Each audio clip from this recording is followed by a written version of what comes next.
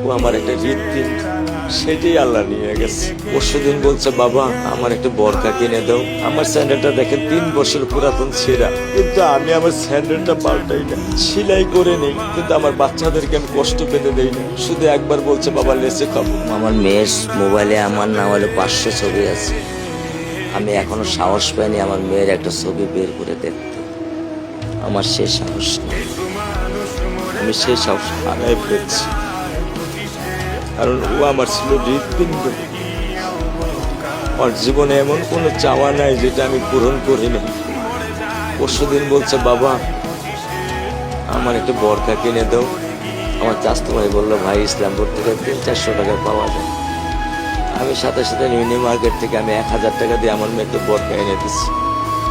আমি দরিদ্র, ভাঙা বাসায় থাকি, কিন্তু আমার সন্তানদেরকে আমি কখনোই দারিদ্রতার স্বাদ পেতে দেইনি, দারিদ্রতার স্বাদ পেতে দেইনি।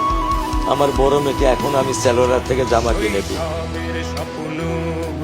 আমার স্যান্ডেলটা দেখেন 3 বছর পুরাতন ছেঁড়া, কিন্তু আমি আমার স্যান্ডেলটা পাল্টাই না, সেলাই করে নেই, কিন্তু আমার বাচ্চাদেরকে আমি কষ্ট পেতে দেই না।